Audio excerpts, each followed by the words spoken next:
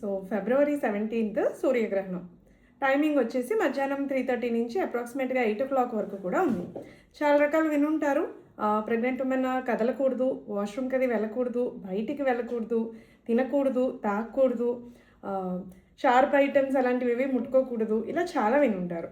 ఇలా ఏదైనా భయపడాల్సిన అవసరం ఉందా? అస్సలు భయపడాల్సిన అవసరం లేదు. సైన్స్ ప్రకారంగా ఇందులో ఏది కూడా కరెక్ట్ కాదు. అండ్ మోర్ ఓవర్ అసలు ఈసారి సూర్యగ్రహణం అసలు ఇండియాలో విజిబులే కాదు. ఇండియాకి దీనికి ఎటువంటి సంబంధం లేదు.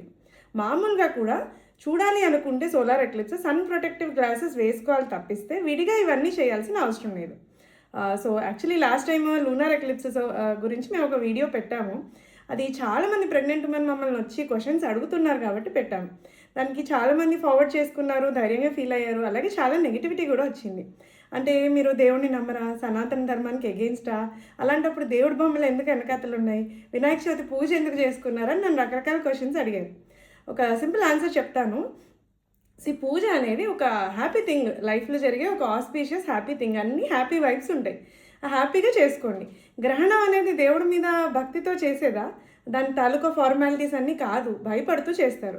అసలు ఇమాజిన్ చేయండి, ఒక ప్రెగ్నెంట్ ఉమెన్ తన బేబీకి ఏమన్నా అవుతుందేమో, గ్రహణం మరియు వస్తుందేమో అని భయపడ్డాం.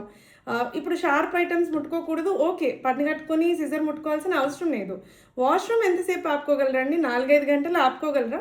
కొన్ని వెళ్ళొస్తే వాళ్ళు భయపడుతూ ఉండాలా? సో ఇది అట్లీస్ట్ ఒకరికో ఇద్దరికో ప్రెగ్నెంట్ ఉమెన్కి ఈ వీడియో వల్ల ధైర్యం వస్తే that is the purpose of this video. Thank you.